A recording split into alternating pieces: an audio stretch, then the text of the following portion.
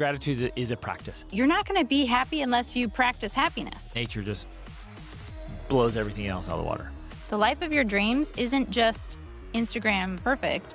It's filled with work. And We have a moral obligation to practice happiness. there definitely is a place for examining your life choices. I ask, do I love my life?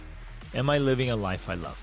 Ladies and gentlemen, welcome to the Extraordinary Family Life Podcast. We are your hosts, Greg and Rachel Denning. We are going to talk about happiness, joy, meaning, and most importantly, getting out of blah, getting out of a humdrum existence, this state of merely existing. I'm sure you've experienced it and felt it maybe too much. And it's just felt like you're flatlining. It's not exciting. It's not thrilling. It's just this occasional, that was nice, instead of most of the time, like being excited about your life.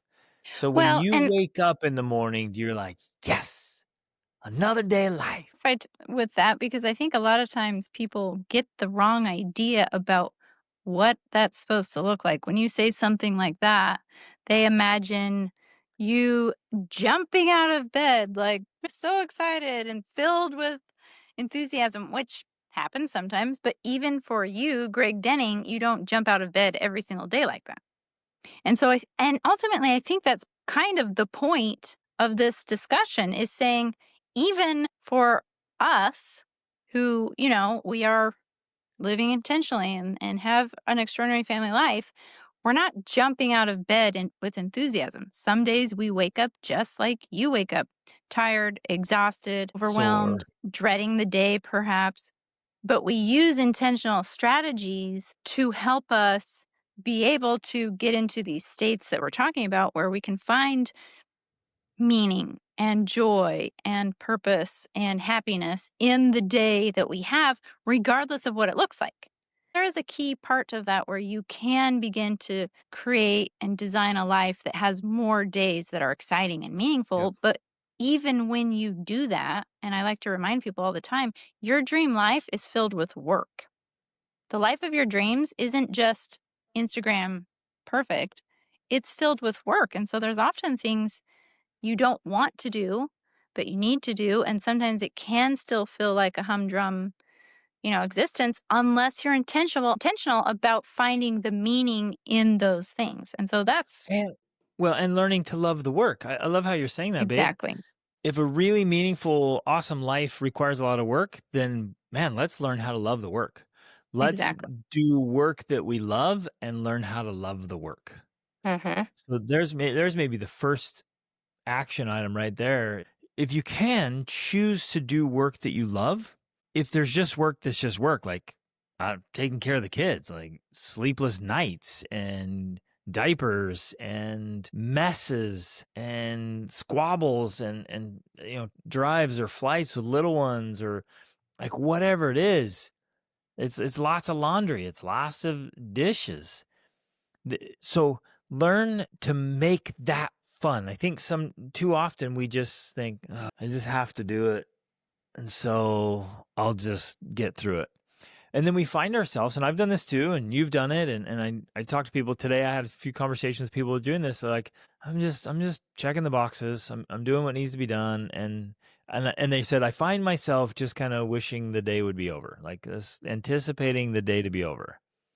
The problem is, if that becomes the norm, then eventually you find yourself every day waiting for it to be over, and then realizing, oh wait, I'm just going to do it again tomorrow. And so slowly you begin to resent your life, and you create a life that you don't love. I've had jobs that I hated. We've lived in locations that I did not love. Mm-hmm. Now, I learned to make the most of it. I'm still joyful and positive. You probably wouldn't even know that I just don't like living in certain places, because because of what we're going to talk about, I get into my routines, my rituals, my habits, my patterns, and I'm like, I'm going to be good. But we've been there where I'm just like, I don't like my circumstances. Well, and I think that that's an important point to let's talk about it for a second because if you're going to go through this process of finding more joy and meaning in your life, there definitely is a place for examining, for lack of better phrase, your life choices, right? Yep. And sometimes that is the solution. If you hate your job, I would be looking for a different job or career. If you don't Every like where you live, 3 minutes. exactly. If you don't like where you live, move. And I've heard people say over the years like, grow where you're planted, but I've learned from experience that where you live does matter. Like Yep. sometimes those things, those drastic solutions are the solution. So it's definitely something you want to consider, you want to look into. But then there's the other side of the equation where, and I've talked to people, they're like, no, actually, I am living my dream life. Like, this is what I dreamed of. I'm in the place I want to be. I'm in the home I want to be. I have the family I want. But I still feel some of this mundane blah. And then that's when we're going to implement some of these other strategies that we're going to talk about. Like, okay, in those cases, what do you do about that? And it's important to emphasize that that's normal. That's just a part of life, even a dream life. Like a dream life is not all rainbows and unicorns and perfection every single day. I think that that's what people don't realize. They imagine that that exists without any challenges, without any obstacles, without any hard work, without any disappointments. That if you create your dream life, you're not going to have any disappointments anymore. You're not going to have any obstacles to overcome, and that's just not true. Before we get to strategies, I just want to ask a couple questions. Like for me, I ask, do I love my life? Am I living a life I love? And that's kind of the first part. If you were to ask a majority of people, I would say, it's like, hey, are you living a life that you love? And they'll say, man, obviously I haven't been thinking about that enough. I haven't gotten clarity. They lack clarity on what a life they love would look like. And if you realize, well, I love water or mountains or beaches or cities or countryside, and you're not there, that's the first place to start. And you realize, well, what am I doing? I'm not creating the life I love. So that's the first question. Are you creating a life you love? The second part is, and this goes both ways, so you might be just unhappy in a life you don't love, but you might still be unhappy in a life you could love or do love. And then Mhm. that's the next piece. I was thinking about this today. I want to use the word practicing. Are you practicing happiness? Do you wake up each day and put into practice inside and out, meaning in your head and your heart, and then outside in your life? Are you practicing happiness? Mhm. Whew. And that's sobering reminder for all of us.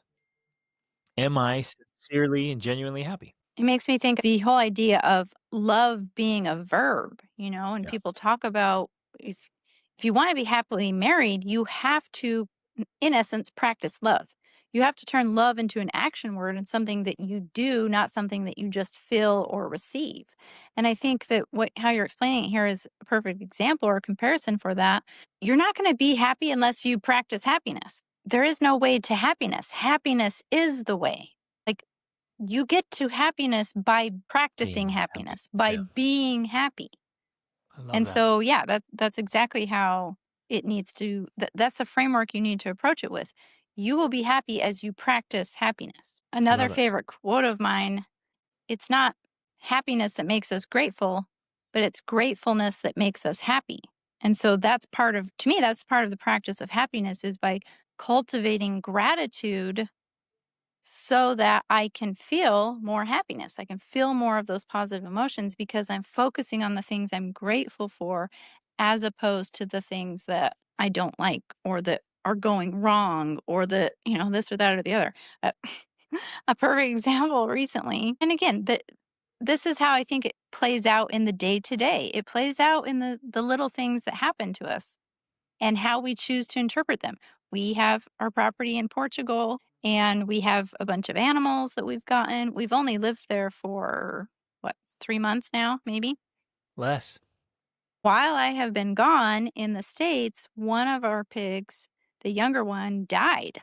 And I was just so saddened by that. I realized that sincerely being grateful that my pig died because that's my trial, right? Like, oh, this is my trial. This is my challenge. This is my obstacle. My pig died. for me, being grateful for that helps me to put it in perspective. Like, literally, I am grateful my pig died and it wasn't my child and it wasn't my spouse and it wasn't some other horrible thing. And that might seem extreme to some people to have that sort of comparison, but that works for me as far as practicing happiness, practicing gratitude, practicing finding meaning in these things is it's a chance for me to reflect on the blessings I do have and all of the things that are going great in my life. And if I had to choose 100%, I would choose that. No doubt. There is no doubt in my mind that I would choose my pig dying, even though it made me sad at the time. And it's okay to feel the sadness and all of that Yep. and to not discount it. But for me to then be able to compare it to the other things that could happen, yeah, all day long, I will accept and be grateful for those trials, quote unquote, right? I've been doing that for a long time, and I think you're right. I bring that up. It's like that's one of the practices. It's just a mental practice I do to help keep things in perspective. Mm-hmm. When Yeah, when there's a loss, you realize, yeah, but we got to have that experience, that too. right? Something goes wrong. And obviously, it usually catches you off guard. It's unexpected, and there's a disappointment and frustration, and we can let it just wreck us. And sometimes that's enough to wreck people for good. It's important to have the perspective and to feel the gratitude. Mm-hmm. I love that. I think gratitude is a practice as well. It's something you practice. It's not like, well, I just don't feel it. I just don't have it. No, you practice it. Mm-hmm. Practice it. That's a big one. I would say finding um, joy and awe in simple things. In fact, I As wanna I wanna another focus in strategy. on yeah, as another strategy because it's related to the gratitude, and it just got me thinking. I'm like, to walk out in the morning and watch the sunrise, or to watch the sunset in the evening, it's pretty awesome. And just stand there, take some deep breaths, feel the sunlight on your skin, just watch the colors in the sky. To as cliche as it is, to stop and look at and smell the roses and the honeybees. Which when you actually have roses growing, which we do in Portugal, like, it's Amazing. so pleasurable to do that Yeah. because they are filled with so much fragrance and you're like, "Oh my gosh, this is an actual amazing experience."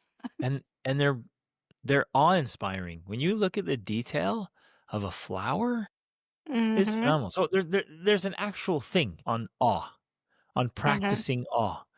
And they found in all the studies that it works best, like the results are far more impactful when it's in nature. They mhm. try to do it with like man-made stuff, but nature just blows everything else out of the water. Yeah. And this author I'm listening to, he said that he practices time in nature, and he doesn't allow himself to like listen to podcasts or audiobooks. He sets aside time in nature to not do that. And I would say the same with music. So those, music is powerful and wonderful, but we've got to have time without music, without input. If you have time every day in nature, even a little bit, just Mhm, you and nature, practicing awe. And that has such a grounding and healing and settling impact. mhm. And we often feel that, and I'm speaking from experience, me, that, "Oh, we're too busy to do these things." And yet then we don't do them and wonder why we don't feel meaning or happiness in our lives. Because it's actually those very small things throughout the day that are the things that bring the meaning and joy and fulfillment into our lives. And so we have to create this framework of understanding that no, I need to do those things. If I want to be fulfilled with my life, I need to make sure I'm making time for those sorts of Yep. things because those are what will bring the meaning and fulfillment, especially when you do go through the process of creating the life that you want. Say you want to move to the beach town, or you want to move to the ski town, or you want to move somewhere where you get to be closer to the things that bring you joy. If you move there and you get back into the ruts and you don't do it, then you're missing the whole point of the whole dream that you pursued, right? Like you have to actually do the thing that you were pursuing in order to then find the meaning and fulfillment that you anticipated it would bring you. Exactly. It's such a great point. So, one of the things I also do that works great for me is finding a way to mentally connect the things I'm doing on a daily basis to a larger vision or picture of what I'm pursuing. If I'm just checking off the boxes, it's like to-do list, to-do list, to-do list, right? It can become so mundane and purposeless. But if I take a moment, ideally every day, but at least every week, if I can take a moment to pause and be like, okay, wait a second, why am I doing these things? Why am I checking these boxes? Like, why did I decide I need to do this every day? And usually, not always, people definitely just go through the motions of doing it. Ideally, you would take some time to identify your goals and dreams, which we actually have a whole extraordinary life planner to help people do that, that helps them outline this entire process of creating the right kind of to-do list, where then the things you're working on are connected to the goals and dreams you're trying to accomplish. But if you haven't done that process, or even if you have, you can still get back into the rut of, oh, I'm just checking things off, rather than remembering that, no, I want to do this because it's going to help me have a better relationship with my kids. I want to do this with my spouse because it's going to help me have that ideal relationship with my spouse. I want to work on this project because it's going to help me have long term wealth for my family. I want to, and so you're literally connecting everything you're doing on a daily basis with the long term objective that you're trying to achieve. And if I find for me, if I'm not doing that, if the things I'm doing are not connected to something like that, they literally become meaningless to me. And I'm like, what is the point? Why am I doing this if it is not helping me to achieve some other long term goal? Right. That is so awesome. It's so insightful because our actions, if they're not connected to something that actually matters, they just become empty actions. And that feels empty. I feel like ultimately humans are very driven by achievement in that Mhm. they need to have purpose to the actions they're taking, or else they just don't want to take the actions. Because it's And so, meaningless. yeah, because it becomes meaningless. So we're very driven by finding meaning. And so when you can learn to connect the meaning, and that can be anything. Like I can connect meaning to doing the dishes or loading the dishwasher or doing the chores or whatever it is. It doesn't matter what it is. I can find meaning in that because I've learned to connect it to a bigger vision of what I'm trying to create. Love that. And do you find that you have to remind yourself of the connection? When I am in a lower emotional state, maybe I'm in frustration or irritation or resentment or anger, I definitely do have to remind myself. But if I'm in a higher level emotion, if I'm already in gratitude or I'm already in productivity, even, or whatever, I find that it becomes more natural where I want to do that. The Yep. dishes, yeah, I want to do the dishes. Yep. Especially when I learn to use it as a tool for we've talked a lot about stress and recovery. Like when you're working and doing your things and you're trying to check off all the things, that's a form of stress, mental, emotional, physical stress, and then you need recovery to make up for that. And I've learned to use certain things like that as a form of recovery for me. Also, Yes. for me, I also think of it as focus thinking versus diffuse thinking. Like if I'm Yep. spending a lot of focus thinking on the computer working, to me, then the perfect activity is to go do something like washing the dishes where I'm just got this very loose, diffused thinking that's kind of all over the place. And it's like a rest for my brain to help it recover. Most of us are not strategic enough about that. Mm-hmm. Whether well, especially in life, right? We have this list of tasks and we go from one task to the next task to the next task, and we just wear Mm-hmm. ourselves out and we're just grinding and just frustrated and hurt. Where what you're Mm-hmm. describing there, and we do this so often, you and I do it so often. And it's so helpful to we go from one task to another and we're checking off all our tasks. We're doing the things that need to be done, but the one task is acting like a break from the other. Mm-hmm. So we're Yeah. still being No. productive, but the one helps the other. I actually do that in the gym. So I'm going in for like, a full body workout, so to speak, or muscle groups. So while one muscle group is resting, I do a different exercise that Mhm. has nothing to do with that muscle group. So let's say, for example, I'm working out my arms, and so I'm doing curls, and I'm burning, and then my arms need a rest. So I can totally go over and do abs, right? So while I'm doing crunches, my arms are resting. Mhm. I want to Mhm. optimize. And so I'm still working out, still progressing, still moving through my workout while resting. And the same thing with what you're saying. I go from this task to this task, but we strategically use them as stress recovery, stress Mhm. recovery, stress recovery. Yeah, that's exactly right. And I think that is something we have both gotten really good at doing, which helps us to be far more productive over time. It's not wasted time. It's still being used, but it's in the form of an activity that is recovering us from the previous activity we're doing. We have to be more strategic about how we stress and recover. And that right there is a tool that I think helps you to feel more meaning and fulfillment. And I know for me, one of the signs I've learned to pay attention to is that if I'm working on something, no matter what it is, if say I'm working on the computer doing something and I start to feel irritated and annoyed and frustrated and tired, that to me is a sign that I've been working on it too long.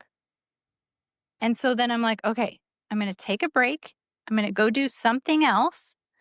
And for Not me, that's usually, scroll mindlessly yeah, on social it's media. usually something physical. Like I've been sitting looking at a computer. Now I'm going to go do something that is physical, off screen, analog, right? And that could be whatever. It could be feeding the animals or washing the dishes or taking a walk. It could be anything that's not on the computer.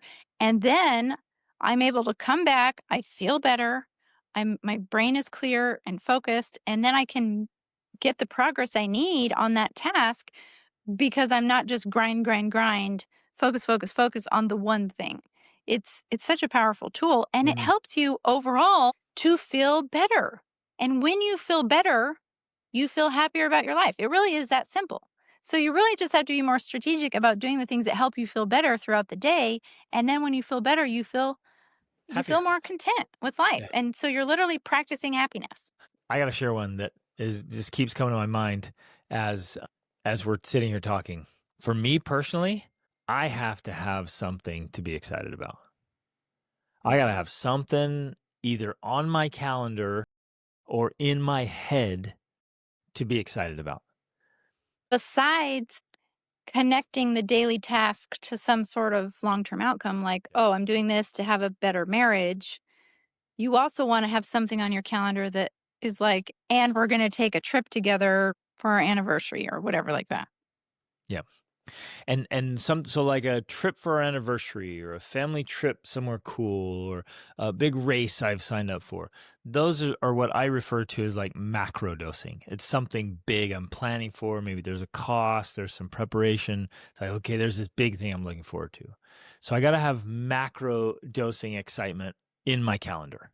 So in the next few Mhm, months, like what can I look forward to? What can I get up and be like, yeah, we're going there. This is going to be awesome. And then I need microdosing for me. I need small things to be excited about. And it's play. Humans need mhm, play. We so desperately need play.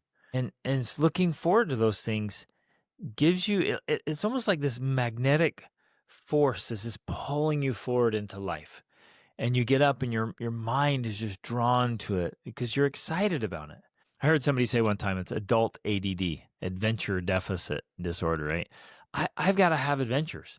I got to have excitement. I got to have some play. And when I do, man, I love it.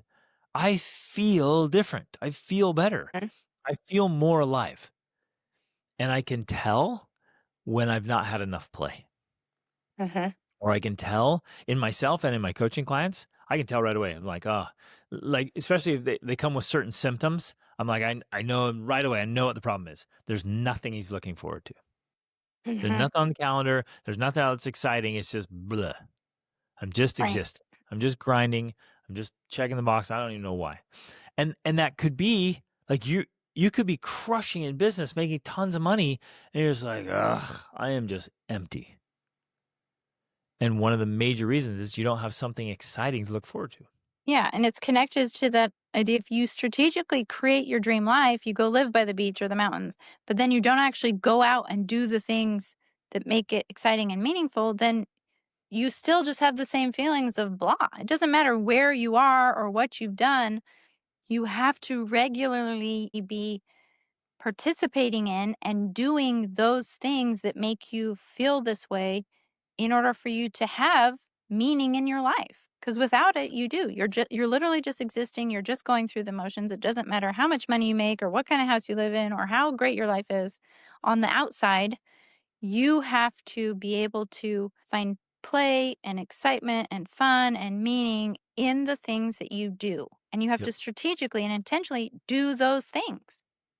One more thing that I'm thinking of that's so relevant right now that I can feel in a very palpable way is I feel your absence. And it affects all kinds of thinking and feeling in interesting ways. Like things I don't normally think about. When we're together and things are good, there's like it's just like this is how things are. With you being gone, like it's like there's mental, emotional obstacles that aren't there otherwise. You know what I'm saying? It's even hard to articulate, but I feel your absence. And I want to share that principle because it might not be that couples are physically apart, but they're emotionally or mentally or spiritually or physically separated. If a man and a wife are behaving like roommates, they're going to feel the same emptiness that I'm feeling with you being physically gone.